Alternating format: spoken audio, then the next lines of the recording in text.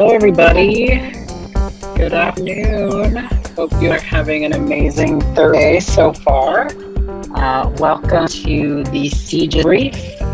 Today, we're going to be talking about heritage seeker abroad. This is a really new term that's been adopted by the international education the last few years. So hopefully, we'll be able to provide some insight for you during the session. Just a quick heads up, if this is your first CGIS brief, we have these briefs every other Thursday at 3 p.m. and you can find a full schedule of the fall briefs on our website. You'll receive an email after this full event today, so that we'll be able to point the direction of ones that we've done in the past, and you can check out what's coming up next. So with that, let's get started. My name is Stephen Gonzalez. I am the communication specialist here at the Center for Global and Intercultural Study, and I'm joined by my two amazing co-hosts, and I'm going to let them introduce them. Oh, and my preferred pronouns are he, him, his. Hi, everyone. My name is Ashton Troxel, and I'm an Intercultural Programs Advisor at CGIS, and my pronouns are she, her, hers.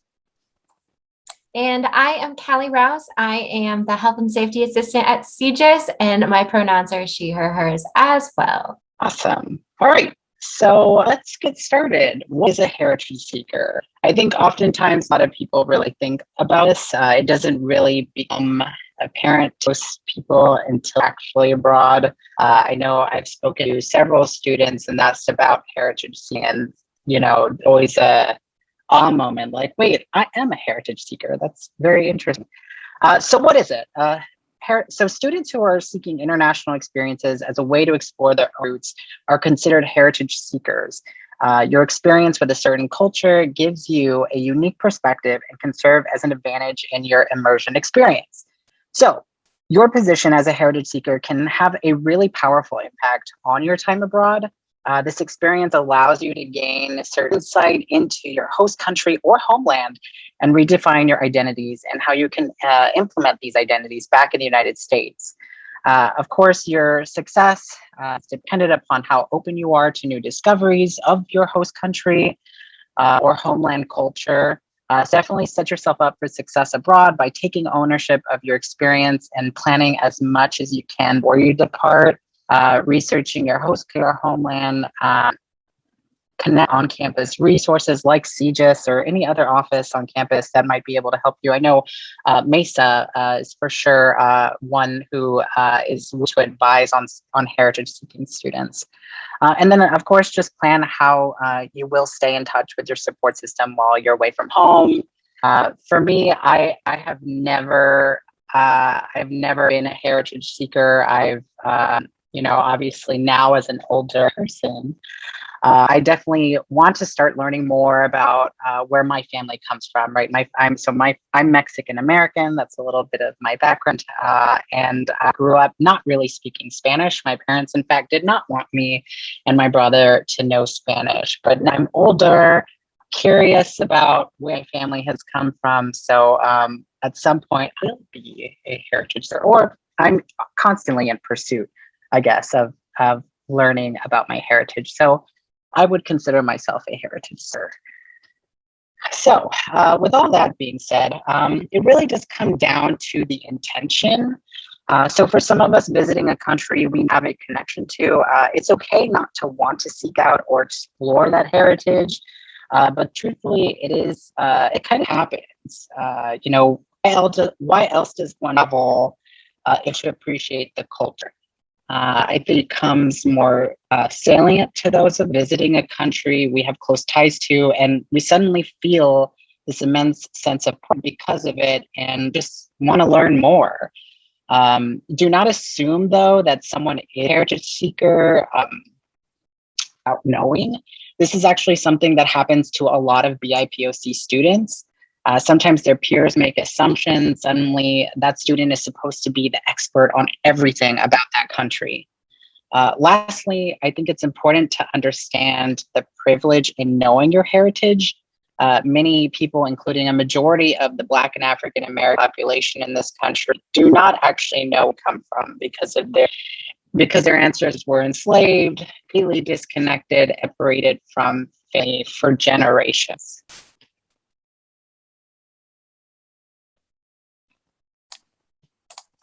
Yeah, thank you, Stephen. So when you're traveling abroad, you're going to be dealing with, cultural adjustment, navigating a new academic system, practicing your language skills. And as a heritage seeker, your experience will most likely be very personal and sometimes emotional as well. So here are some things that you should consider. And I do want to say that students, each experience is going to be very unique. You could be from the same background, going to the same country, but you could have totally opposite experiences. So just keep that in mind, and we'll dive into some student experiences next. But when you travel abroad, you're probably looking for a sense of belonging. Oh, can you go back, Stephen? Thank you. And some students have given us feedback that they've found it challenging to connect with the local community because they're not necessarily seen as a member of that group. They're seen as an outsider. So perhaps if that's the case, looking for a program that offers a homestay option. So you automatically have a close connection to the locals and you can build upon your personal journey in finding ways to connect. The next is your identity. When you're traveling as a heritage seeker, you could be going from being a minority in the United States to being a majority in your country. But what does that look like? That's some research that you'll need to do. Your American identity may become very salient when you're abroad, and people will automatically speak English with you, even though you're trying to, work on those language skills. And speaking of the language, you may feel a lot of pressure to blend in and speak fluently. So this is just a friendly reminder that learning a second language is challenging, but it's also brave. So give yourself grace as you navigate that. Another thing to consider is your group dynamics. Your group that you're traveling with may think, oh, you are an expert. Your family is from this country. You probably know the language. You know all the customs. So we're going to look to you to help guide us through that. But you may not know any more than the other students know. So just kind of be prepared for those dynamics that you'll be navigating as well. And finally, all of this is part of your personal journey, connecting to your heritage. So that's very exciting and emotional as well. So definitely use healthy coping mechanisms, whether it's, reflecting on your experience through journaling, talking with family or friends back home, or even blogging. And a lot of our students have blogged. And so we're going to transition into some student testimonials. So I know it's a lot of text, so I will read. Even though I can understand and speak Vietnamese, I am not very fluent with reading and writing. What will people think of me, especially as a Vietnamese American? Will they notice I can't pronounce certain words correctly? Will the way I dress be viewed as too foreign? How much will transitioning from being a minority in the United States to a majority in Vietnam affect my time abroad? These questions of how people would perceive me were always on my mind. I felt like there were higher expectations for someone like myself, and that I had to meet those standards or else I would be seriously judged. That's a lot of pressure that the student is feeling about their time abroad. So definitely start thinking about that and reflecting on why you may be having those feelings, and definitely reach out to, the CJIS staff, or the on-site staff are usually very great with helping students navigate that cultural adjustment as well. So I will read the second quote. As a Black woman, I knew that I would be a part of the majority race because of the color of my skin. but I did not know that I was going to be singled out at times. There were many times when people would try to have conversations with me in Zulu, the main language, and would only want to work with me because I looked like them and they trusted me over the others. And the final quote, as a Vietnamese American student on this Vietnam program, there were definitely situations where people used me as an extension to disrespect my culture. An example would be one peer constantly coming up to me and saying that he knows more Vietnamese than me, which makes him cultured. So there are a lot of things going on in these scenarios that we talked about in the previous slide. And all students go through different cultural adjustments when they're abroad, and everyone's experiences are different. So here we have one more example on the next slide. Stephen, if you want to go on.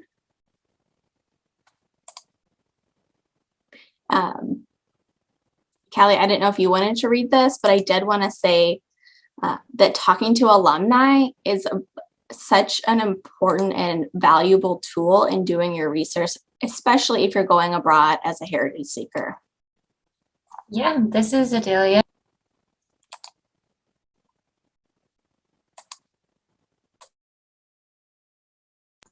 Sorry, Stephen muted me when I tried to unmute. Did I really? Sorry. It's okay. Yeah, this is Adelia. She actually used to work at CJIS, and she's one of our students, and then she was a Wallenberg Fellow. She's super cool. And she talks about in this quote, during one of my study abroad trips in Uganda, I had to confront my identity from a totally different angle. And she was asked if she was white because of the lighter skin of her color. It was really a shock to it really shocked my belief, but also made me realize that race is a social construct.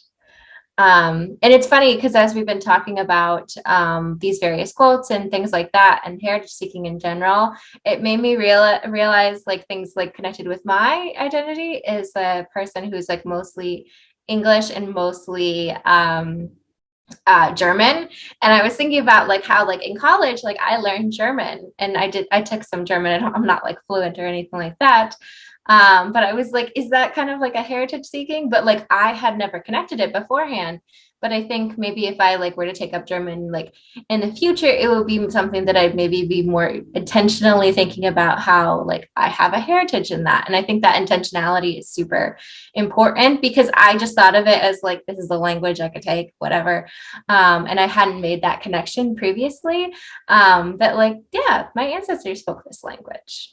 Yeah. So could you move to this next slide?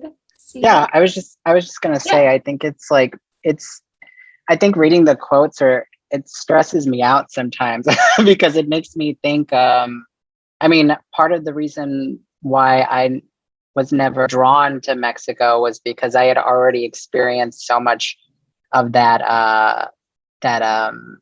I guess those like social pressures to like know the language. I mean, even like I grew up in South Texas, so I got a lot of, oh, you don't speak Spanish? You're Mexican. You should know how to speak Spanish. And it's like, okay, if that's happening here in my hometown, well, how is it going to be like when I try to navigate Mexico? Like, how is that? Like, how am I? It's going to impact me for sure. Like mentally, I'm going to be stressed out the whole time. I mean, now that I'm older, I feel like I have a better. I mean, I read a lot of these blogs that we get from our students, and it's always helpful because they're doing it and they're coming back with some pretty like their experiences being enhanced. And yeah, I don't know. It's interesting, I guess, to read all of this like that. And I think the next slide kind of touches on about how not to overwhelm yourself when you're thinking about, going abroad as a heritage seeker. And so one big thing is to not expect exactly how people are going to react to you. Some people may be so excited and be like, oh my gosh, like that's so cool. Like you're from America, but you have this heritage.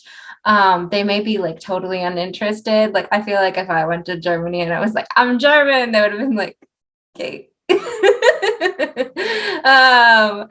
Whatever. And people may have expectations of you. And so another thing is not to expect an immediate connection. You may have to work at connections. You may have to think about how you want to connect with the local population, which is the third point. Because it may not be like an instantaneous, like, hey, like we're of the same ethnic background, we're going to click super well. You should think about how you want to connect with the local community, what's important to you. Is there an important sub community that's really important to connect with? Like, are you queer and Vietnamese and you want to like get into that subculture and like hang out with other people who are queer and Vietnamese? Do you want to like experience like doing cultural activities that are important in that culture? What is it that you want to do? Do you just want to hang out? Do you just want to make some friends who may be able to understand, the experience of having parents of the same ethnicity as you? And things like that. And again, expectations put upon you. We've already addressed this already. People may expect like how ways you may act and the ways you may speak.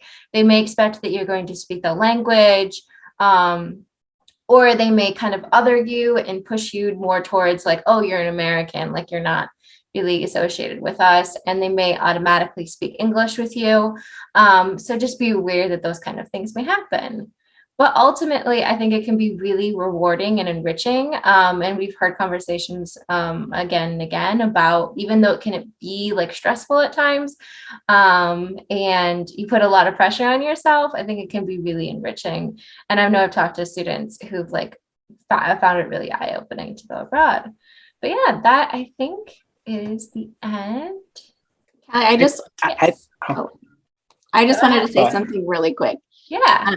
I think in terms of enriching experiences, a lot of students go abroad and they come back feeling closer to their grandparents, especially because oftentimes their grandparents, lived in that country, whether it's Italy or Greece or Brazil, and they may have migrated here. And so there's a generation who may have not traveled abroad, and then the student gets to go and they come back and then they feel this like really strong sense of family and they have that connection, which I think is, invaluable, right?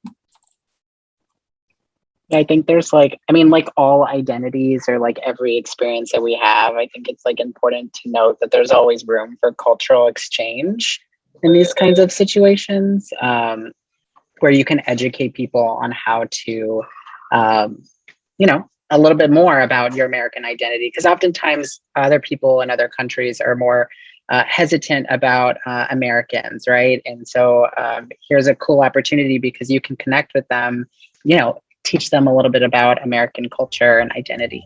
So in a couple of weeks, we will be having another just brief, the benefits of studying in smaller cities. That's going to be October 14th at 3 p.m. Thank you so much for stopping by.